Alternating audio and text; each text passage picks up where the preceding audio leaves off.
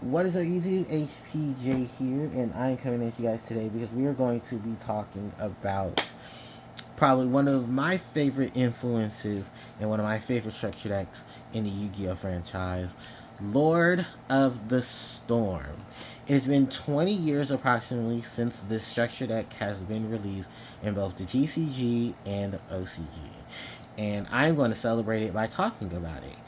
And I wanted to give you guys a better variation of this structure deck because it is definitely going to be something I want to talk about. And I hope Konami does decide to go back and do an R structure deck for it because it's one of the only few of the OG structure decks that has not gotten an R version of itself.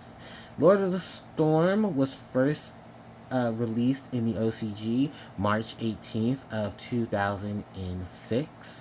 It was later on released in the TCG in North America and EU July 12th of 2006. Korea did not receive their version of this structure deck until 2007, more specifically October 18th of 2007, where they got a deluxe edition, which is said to have given itself additional packs as well as more additional stuff to it to help those building around the deck more sufficient support. The cover card of the cover monster of this structure deck and the boss monster of it is Simorgh, the Bird of Divinity, which, funny enough, has not had any changes in its name since then. So, Simorgh itself was the primary focus. Most of this deck is catered to wind attribute, and being winged beast, all in suffice of Simorgh's ability. So I'm going to go through the deck list itself, and then I'm going to catch you guys up on even more information about it to come. So starting off with the monster lineups, we have one copy of Simorgh, the Bird of Divinity. That is then followed up by the introduction to Sonic Shooter, who was also introduced in the structure deck. Then we have the two normal monsters of Harpie Girl and Sonic Duck. For the rest of the effect monsters, we have two copies of Harpie Lady Sisters, one copy of Harpie Lady 1, 2, and 3. We have Harpie's Pet Baby Dragon, and we have Birdface. Yeah, that's right. The Harpies were making their appearance in the structure deck, and a very good standing ovation, too. Next up are the two copies of Flying Kamakiri number 1. That is then followed up by Slate Warrior, Swift Birdman Joe, Miss Rock from the Valley of Haze, which I have to just let you guys know now. This and another card I had to proxy because I do not have the actual cards themselves. I am quite shocked that I don't have those two cards. But this Miss Valley Baby Rock becomes Rock of Miss Valley. It's just that I don't have Rock himself. Then we have Sylphie, we have Bladefly, and we have Lady Ninja Yay. I know some people pronounce her Lady Ninja Yai. I know I used to pronounce her as Yai, but it's up to you if you want to pronounce her Yai or Yay. You'll still have the same monster, because she's Lady Ninja. Alright, we're going to move on from the monsters to then go into the spells and traps. We'll start off with the spells that are two copies of Elegant Egoist, then two copies of Harpie's Hunting Ground, one Triangle Ecstasy Spark. Then that's followed by No Men of Crossout, Lightning Vortex, Reload, Card Destruction, Heavy Storm, and MST. Alright, from there are the trap cards, and the last newly introduced card to the game was one copy of Hysteric Party. That was followed up by one Icarus Attack, one Ninjutsu Art of Transformation, one Aqua Course, one Call of the Haunted, one Tornado, one Dark Coffin, one Saku Armor, one Reckless, and one Magic Jammer, which this Dark Bribe is filling in for. So that was it, a 40 card structure deck. Most of the cards were common. The only hollow in it was, well, the Lord of the Storm, Simorgh. So let's get into the structure deck because I know a lot of people have a lot of questions for it. Majority of the structure deck is carried by the fact that a lot of people treated this as the Harpie structure deck. Why? Because majority of the Harpie cards that were released up until this point were all featured in it. We're talking one copy each of the Harpie Ladies, Harpie Ladies 1, 2, 3, two copies of Harpie Lady Sisters, a copy of Harpie Girl, a copy of Harpie's Pet Baby Dragon, and Birdface. This is symbolically just because of Simorgh the Bird of Divinity and what it does for this deck itself as its boss monster. Utilizing the factor that it can have the manipulation of summonings and setups for the Harpies themselves. You also take into account of Elegant Egotist, also being able to swarm the field with the Harpy monsters. Harpy's Hunting Ground being back row removal. Triangle Ecstasy Spark, being able to amplify the Harpy Lady Sisters so they can attack over big monsters.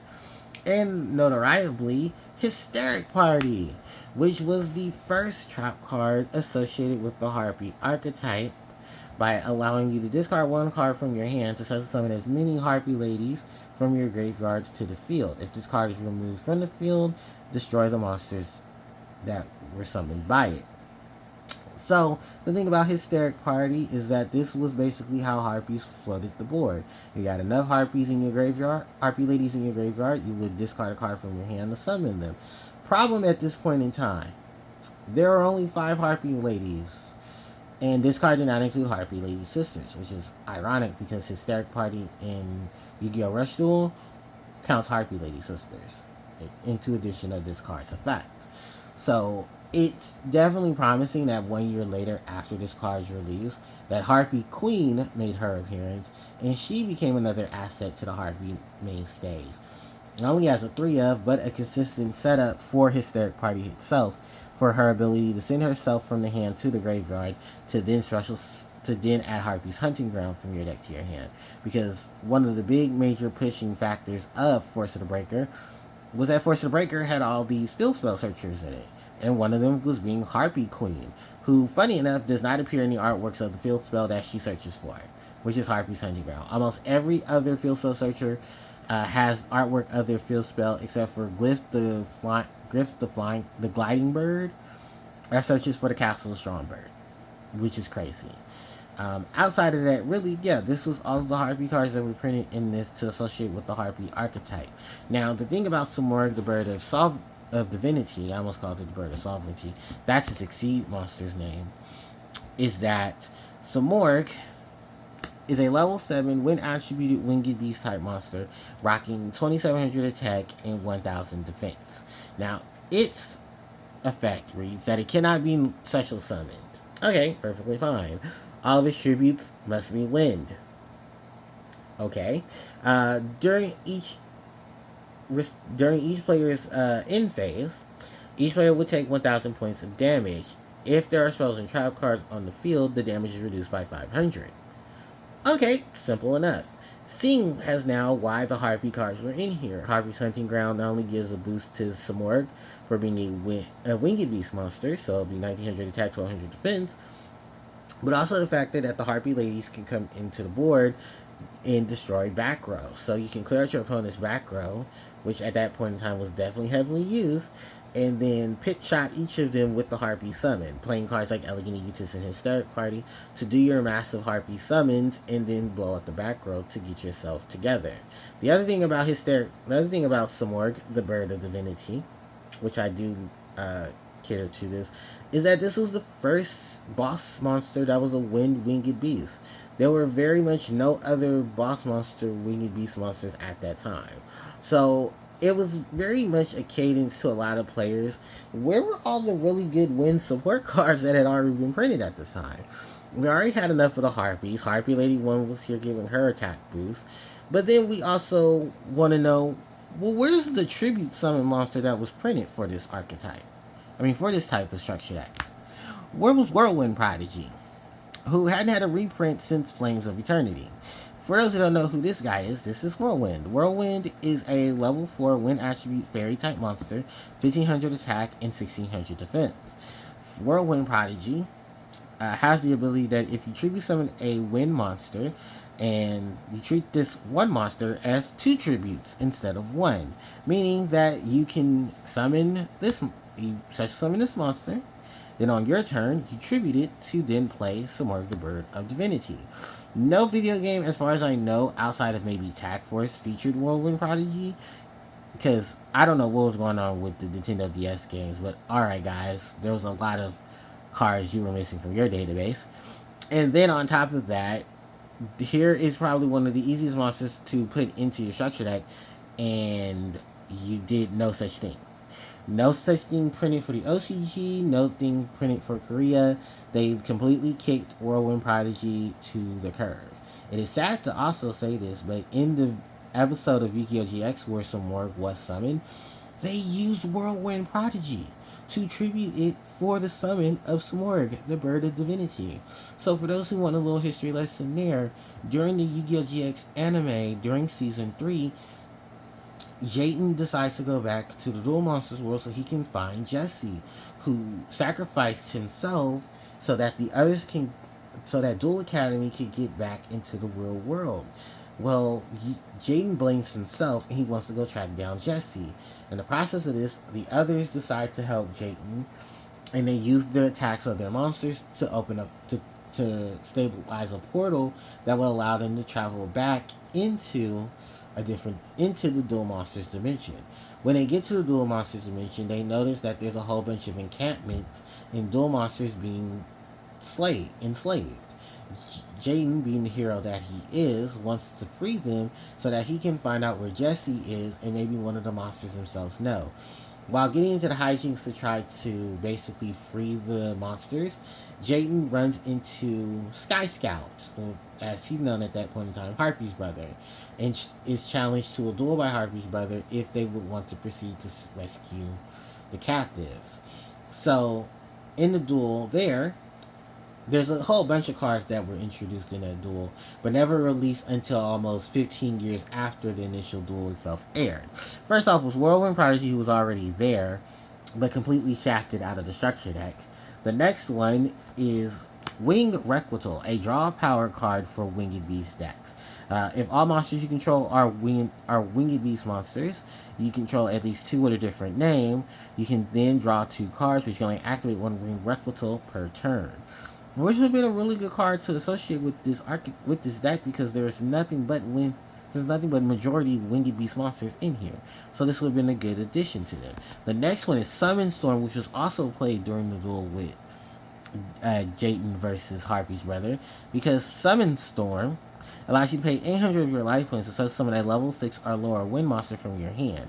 Then during your main phase, except for the turn this card was sent to the graveyard, you can banish it from your graveyard to then summon a level 4 or lower wind monster from your hand. So the objective of this card was to help you summon the Whirlwind Prodigy without a normal summon, then tribute Simorgh the Bird of Divinity on top of that, so that some more can come into play. Then on top of all the other shenanigans, you have all your other utilities basically help you get to this monster so they can start burning your opponent for damage and then poking them for as much as you can. If any back rows showed up, that's when you started playing your Harpies, and they were there to help signify how much of the back row your opponent had access to, while Simorgh helped out burning them during each of the end phases. So, yeah, there was definitely a lot of that going on. Even more so, with the amount of cards that were introduced in the structure deck, I am quite surprised that we really didn't get much more. I do understand, printing small stuff like Sonic Duck, because why not? You wanted just a couple of filler. Sonic Shooter isn't too bad, and I think the reason why it's not too bad of a monster is because as long as the back row is clear, this monster can swing at your opponent for 1,300 points of damage. So you get some freebies as long as there's no back row on your opponent, which is, like I said, why the Harpie stuff was here to help support. You had the Flying Kamikiris to bring out more monsters. You had a Beat Stick and Slate Warrior, who I believe at this time was also getting unlimited, so it was only a matter of time before this guy started really becoming more of a useful asset to Winged Beast X. But then again, a whole year later, here comes Harpie Queens. So it's like, yeah. Swift Birdman Joe basically hits its mark as being able to tribute, if its tributes all is a wind monster, return all Celestron cards on the field back to the hand. Which kind of helps with Simorgh in case of just wanting to reuse some of your spells and traps. Getting them back into the hand so that other things don't destroy them, or you can replay them, and then being able to clear your opponent's back row so that when your stuff starts coming out onto the field, you can start popping their cards. Then Miss Valley Rock from the Rock for the Valley of Haze was basically just another big beat stick, but I believe its ability was that when it was discarded, it gets returned into your deck. So, I mean, a 2400 attacker that does that, yay. But that easily could have been a slot for Whirlwind Prodigy, I'm not going to lie. Sylphie and Garuda kind of share a similar ability where you can banish a wind in the grave to special summon them. I am shocked that Garuda did not make an appearance in the structure deck, which was probably highly needed for all these, additional summons you were needed. Bladefly, just like Harpie Lady 1, that additional attack buff. And Lady Ninja to also remove back row, which was a smart thing too. Discard a wind monster. And then return all spells and trap cards on your opponent's side of the field. Dump a Harpie off of Yay, flip the ninjutsu art, go into another Harpie. Or go into another Winged Beast. That sounds real smart. Then you got some staple cards. You got Cross Out for the flip monsters, Vortex for the main monsters, Hand Manipulation with card destruction and reload, back row removal and heavy, and in MST. Because you'll never know. Nice reprint on the Icarus attack because all of these winged beasts in here. Then the Jutsu art for the Lady Ninja. Aqua, of course, was here with Harpie Lady because the Harpies being treated as the same monster, they're going to gain that 500 additional attack and defense. Plus an easy pot shot off the punching ground. Call Hana to bring monsters back. Dust Tornado for back row removal. Dark Coffin I liked as a precursor to spells and traps that the Harpies are going to start owning, so that when you pop them for your Harpie card effects, there'll be additional effects that are added to them. So that was a good on there. There's also Blast with Chain, as we all learn now. Smoke Grenade of the Goblin, or the Smoke Grenade of the Thief. Very old school card there. Saku, because Reborn wasn't something they wanted to do, and I think Reborn was probably either limited at that point or banned, and then brought back later on. Reckless Greed for more draw, and then Magic Jammer was just a freebie. Although there is no Magic Jammer here because I don't own a Magic Jammer. Magic Jammer was just discard a card to negate the activation of a spell and destroy it. So it's kind of just like, I guess, freebies to try to trigger Rock. But if I'm not mistaken, Rock wouldn't have triggered because it's the effect. It's a cost and not an effect. So Konami done braining that. Alright. Yeah, that's like the main synopsis of things. And then really just at that point, I think the only thing that I should mention to you is that during the time when this was released, Konami also did give like a little pamphlet of other support from other sets that were coming out around that time. I think there were more so of just generic win stuff. One big one was Symbols of Duty, where because you had multiple Harpies in your deck that were treated as Harpie Lady, you can Symbols of Duty to special summon one of them back, and then be able to blow up back row off of that card. There was also Chthonian Alliance for the Harpies because they all shared the same name. There was Phalanx Pike, I believe, also being talked about in there. There was a lot of other stuff too, just to symbolize the setup. I'm shocked that Whirlwind Prodigy never made it. But then again, I'm not too surprised because this is Yu-Gi-Oh! They do a lot of backhanded stuff when it comes to things like that, which sucks because there's so much strategy that could easily be utilized. And even some cards, they could have been printed at that time, they just chose not to. Like when Requital and Summon Storm, which I think would have really just synopsed of this deck being focused on Winged Beast. I think honestly, even at that point, that would be really good cards to associate at that time. But Konami. Only big things I have to say about this is I hope later on we do get an R structure deck variation of this because Winged Beast monsters have pretty much been lacking in a lot of support and a lot of big factors. And if you are a wind monster, I mean, the only real thing I could say is that one of those 3 structure deck built 3-in-1 built structure decks is coming out in a few weeks, but that's going to be focusing on Clearwing Synchro Dragon and the Clearwing stuff with these Speedroids.